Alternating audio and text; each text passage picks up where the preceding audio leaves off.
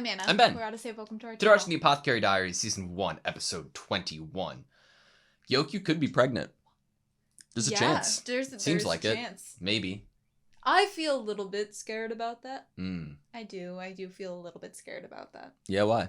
I think that it puts her in a dangerous position. Mm. A position where others might want to harm her or the baby. And I'm glad that Mao Mao's there. Like, obviously, I wouldn't want her to be pregnant and us not be able to go be with her in her pavilion. Yeah. So, good circumstances there with Mao Mao getting to be there. That's fair. Jinshi's a mask. It's a character. Mm-hmm. We've obviously 24? known What? to a degree, but like to hear it out loud from Jinshi himself was a completely different experience altogether. Yep. Yeah. All right, you ready? Yeah. Sweet. I feel like when this show is over, or this season is over, the next time I watch this opening after it's over, I will probably cry because I miss it. Listening to this opening just makes me want like a blanket.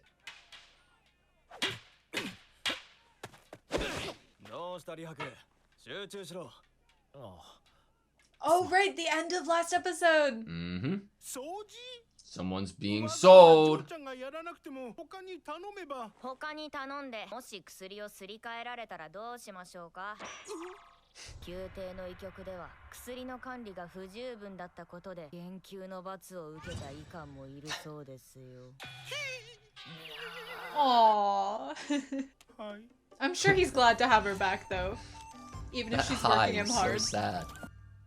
Now we can have our snacks. It's gonna get interrupted. You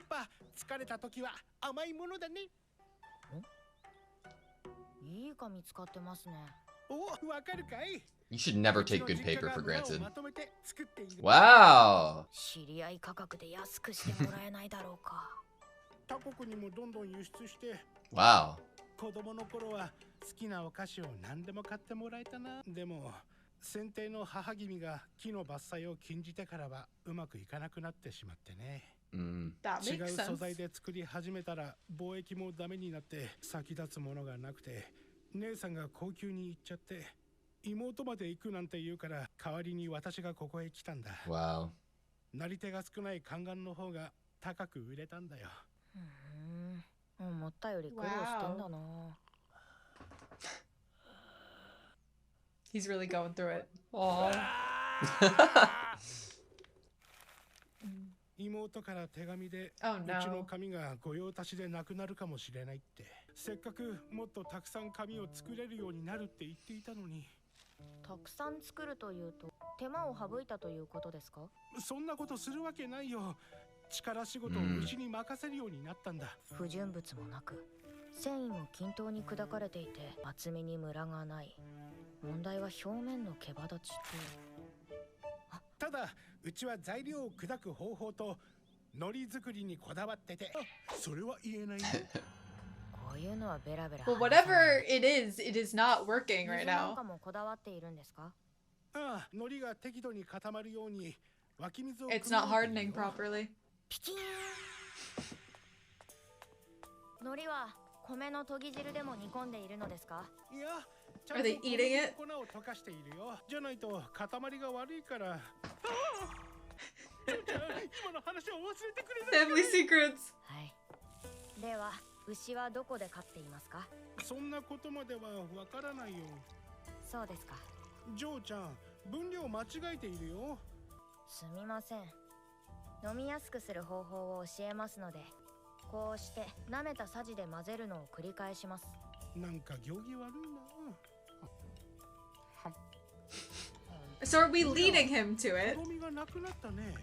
唾液を混ぜたら海苔もドロドロじゃなくなるのかね。 They're licking it. そういうことって。 Come on. You got this. She was like, wow, I'm so glad there's a lot of smart 口の people 中に here. たくさん唾液を溜めていますよね。念のため、どこで水を飲んでいるか確かめてはいかがでしょうか。今日は失礼しますね。 Thank you, Mao Mao.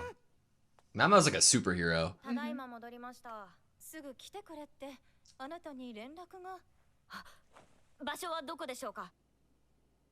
妓女の身請け金っていくらくらいだ。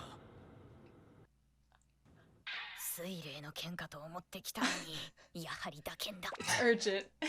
三姫の一人が身請けされるって聞いてさ。それでパイリン姉ちゃんのことが心配になったと。ピンキリがありますけど。超一品で。Give me the max. まで目安ということで。担当直入に頼む。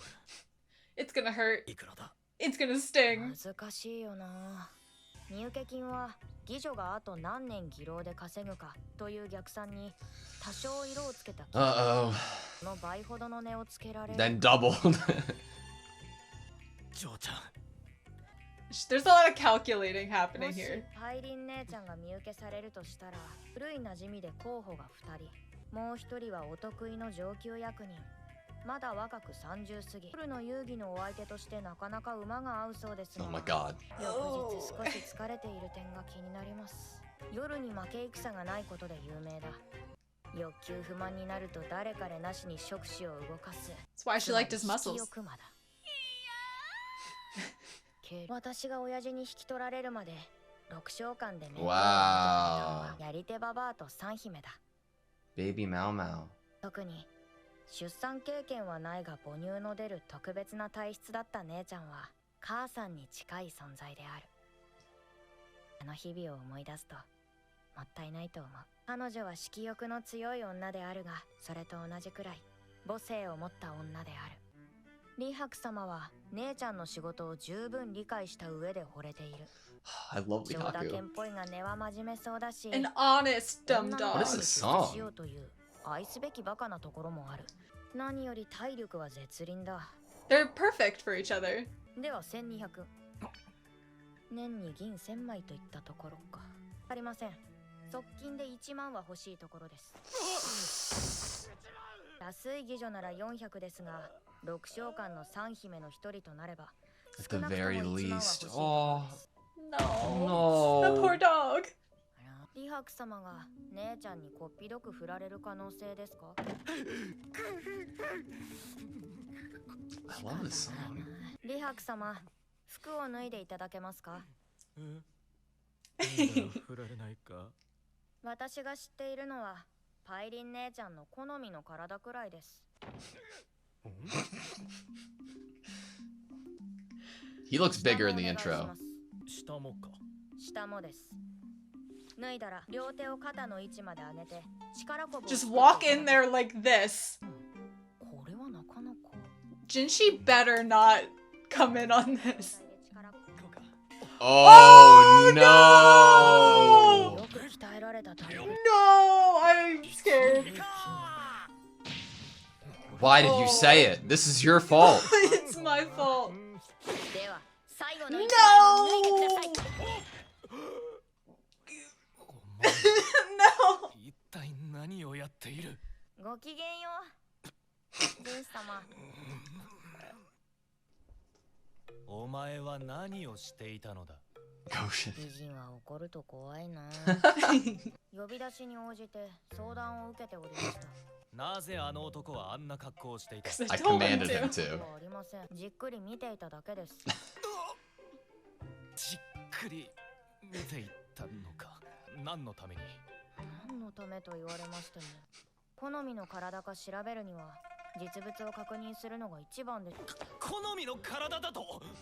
はい、見た目は人間の一要素に過ぎませんが、 I'm so sorry to Jinshi. 最後に一番大切な部分を確認して、 She's trying to help him どう out. 姉ちゃんに訴えかけようか考えていたの。それであの男の見た目は。 Oh no. お前は人の体つきでどんな人間かわかるのか。生活習慣は体に如実に Wow. 現れます。薬屋をやっていると自分のことを語らぬ客もいる So の you で、 gotta read him in different ways. 私の体を見ても同じようにわかるか。あ、もしかして李白様に嫉妬しているのか。 No. なんという男だ。自分の方が綺麗だと誇示したいなんて。人種様の体を見たところで何の意味もありません。 Mau Mau. 残念ながら人種様は私の姉とは合わないと思いますので。はこんなことをしている間にパイリンが身請けされてしまうかもしれない。I love him so much. Give him a loan, Jinchi. If you stay away from Mao Mao and never undress in front of her again. 先日はうちの次女が世話になったね。いえ、それほどでも。君は今、意中の相手がいるようだね。もしかしてあの娘。No! だからやたら笑いかけ。義女の身請けなど笑い話に過ぎないだろう。俺をコケにするのはいい。だが、パイリンをバカにするのであれば話は別だ。I love Kaku with all of my heart. 2万。身請け金を私が肩代わりすると言ったらどうする？それはどういう意味ですか？そのままの意味だよ。お言葉は嬉しいのですが、He probably wants to do it 見ず知らず himself. の間にうちの猫はかなり警戒心が強いのだよ。それが君の相談を受け、なおかつ姉に等しい人間の伴侶としてどうかなどと考えている。つま My り cat. 用心深い猫が懐くのならそれだけで信用できると。何かまずいことを言ったか。 He's like, it's my cat. 君の話をいくつか周りから聞かせてもらった。とはいえ、銀2万は大盤振る舞いすぎる。必要なのはその半分。いや、そのまた半分でもいい。ただ、ここで銀を受け取るわけにはいきません。 Score's amazing! あなたにとっては義女の一人かもしれないが、私にとってはたった一人の女なのです。妻として迎えたい女を自分で稼いだ金で受けずして、それで男と言えましょうか？今後話をしたいことがあるかもしれないが、よろしいかな？よい。 Give him a promotion. 心配なかったな。なんだったんだ一体。 He probably wanted to make sure he was truly in love with someone else. それとも仕事を増やしてもらうか。 Jinchi's gonna be coming to see you soon. よし。いつ会えるかもわからない女に文を送ろう。ただ一方的に迎えに行くのではなく、彼女の意思を聞こう。 Oh my god, please. 社交辞令でもいい。それを信じて日々の糧にする。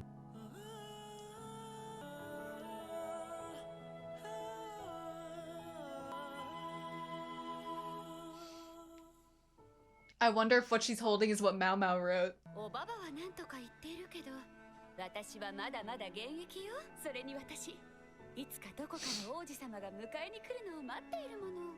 パイリン姉ちゃんに気に入られさえすれば、身請け金は銀1万も必要ない。あとは運次第。あの人が来て身請けの話をしていたから、それでカムロが勘違いしたのだと思う。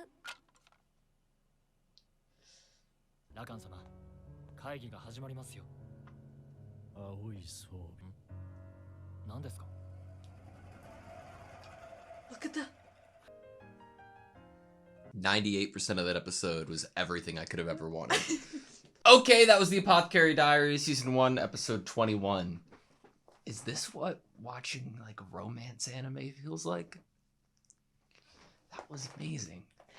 I feel like, I think the reason why romance anime or stories that add romance into it make me so happy, I don't know, it makes me feel like this warm feeling in my body and like giddy. But I'm also the type of person that gets like really emotionally invested into things I read or watch. But it's like you get to experience a little taste of an emotion that feels really good. It makes me feel like there doesn't need to be war in this world, and that everybody can come together to find a way to defeat famine, and that everything is so optimistic, and I just want everybody to be like Lihaku. It's like a safe space, except when you think about it from Mao Mao's perspective, where she's like a beautiful person. Woman or Jinshi could cause war. I'm such a sad excuse for a man. I need to be more like Lihaku. Lihaku was like, I don't want your money. What kind of man would I be if I bought my love out with another man's money? It's like and how he phrased it was about his wife. Yeah. Like starting a life with a wife.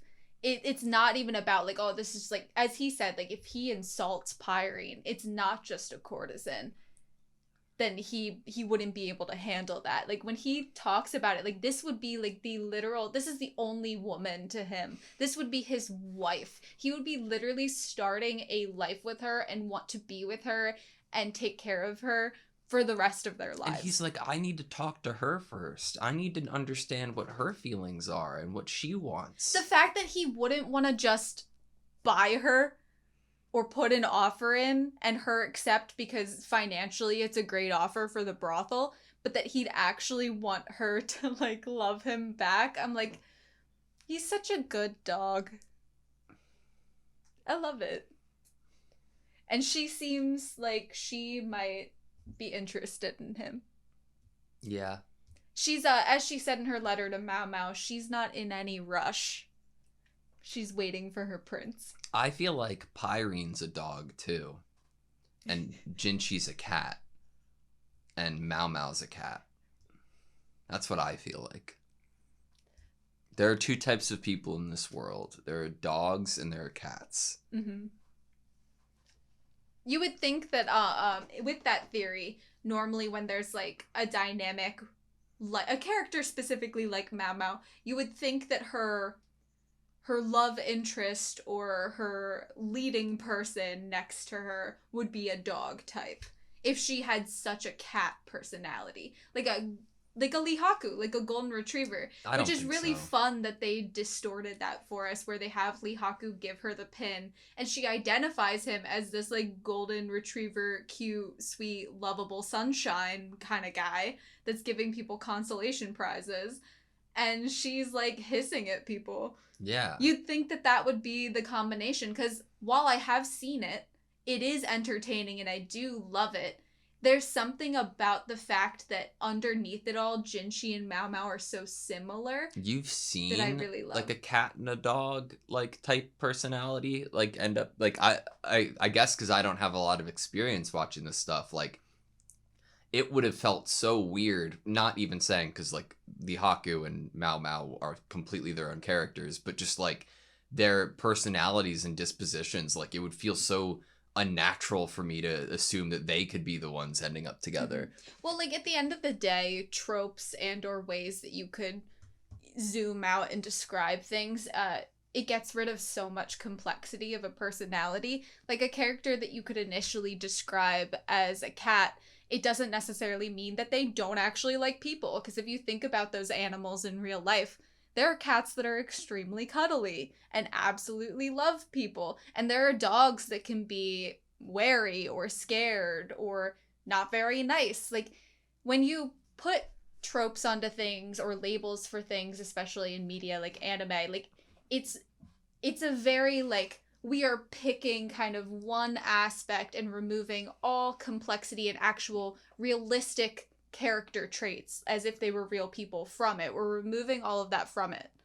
So in the real world, when we're like, that's a golden retriever boyfriend, we're removing a lot of aspects of that person and their personality and who they are and what their dynamic is like with their partner from the scenario. And that works here too. Like whether I've seen tropes like that before and it's worked, it has because of those other added elements. Reasons that people are brought together. Like with Jinshi and Mao Mao, how I brought up the fact that they have a lot of, I would say their common ground is very much on an emotional level, how they might view themselves, how they might move about this world very cautiously and guarded.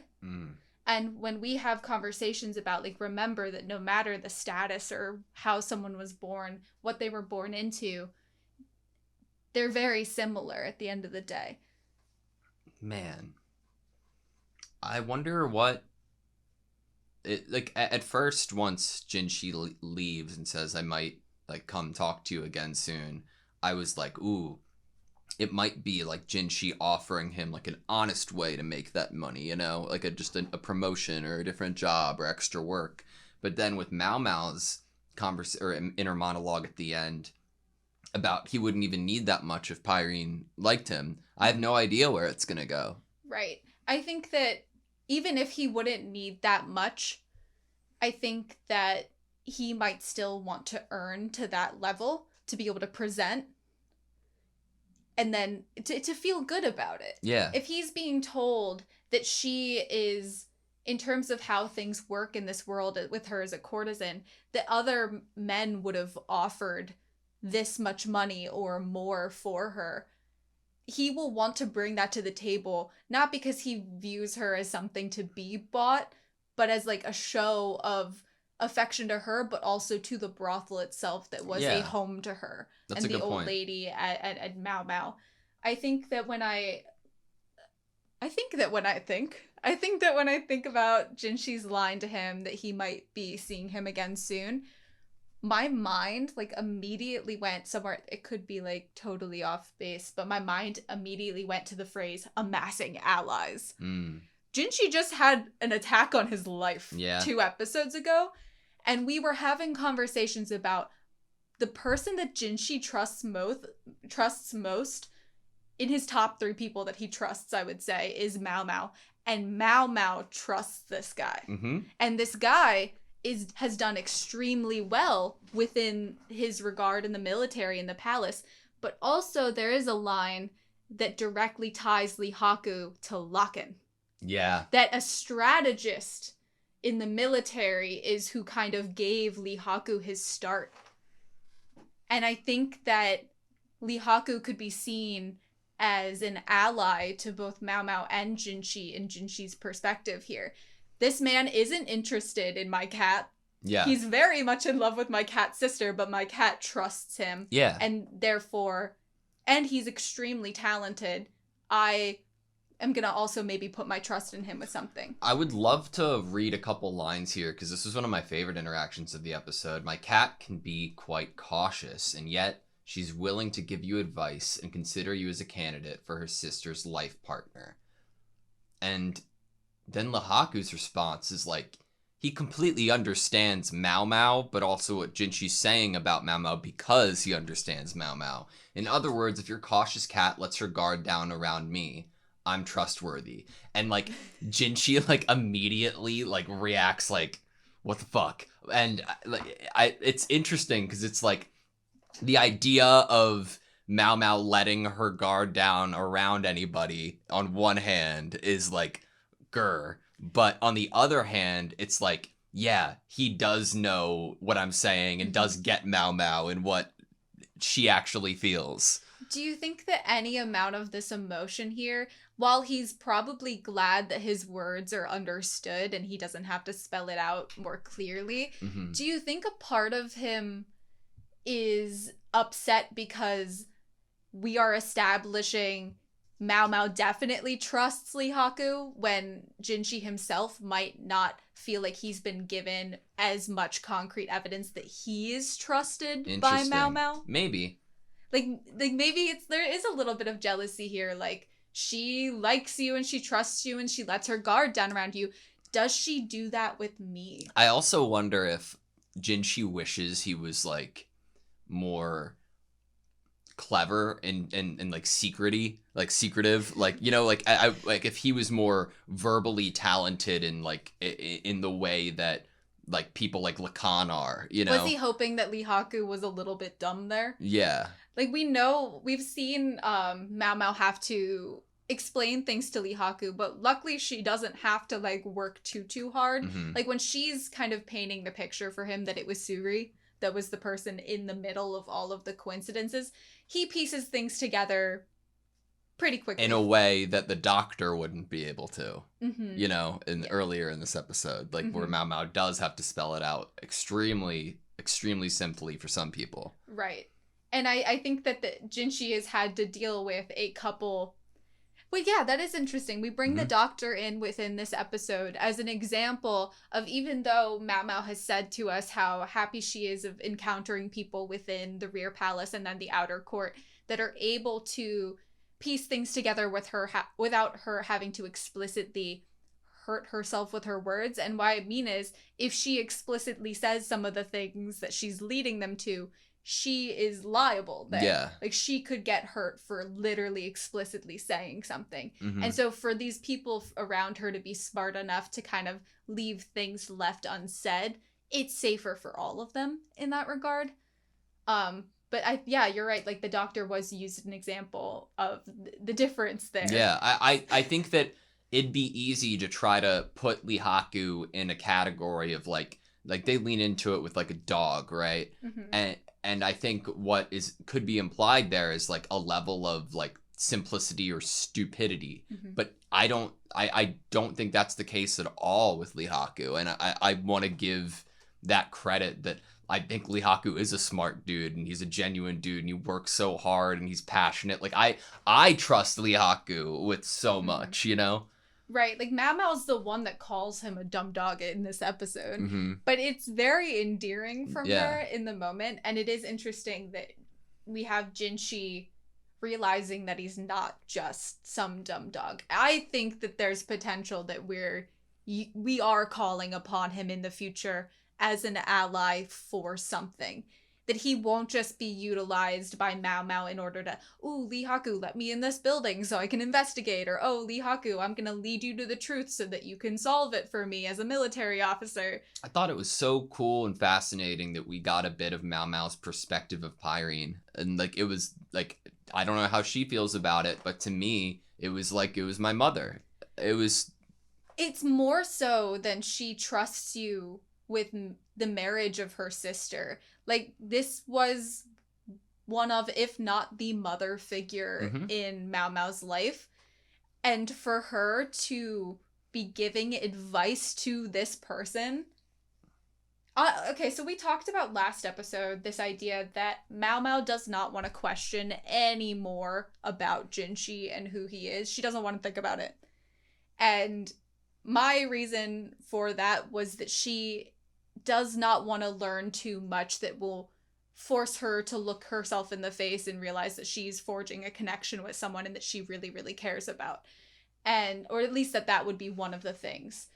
When she's doing this, she's using the monetary factor, the financial factor, as her verbal, upfront driving force to, oh yes, if you could pay for Pyrene and give enough money to the brothel, oh, Pyrene would probably be happy because you have good muscles, you know? But on a deeper level, there's a genuine, like, she likes Lihaku and she thinks that Pyrene might also like Lihaku, and she's happy about that. Do you think there's any sort of, like, if you scratch my back, I'll scratch yours? Like, okay, I'll help you get Pyrene and have the money that you need to be able to buy her out.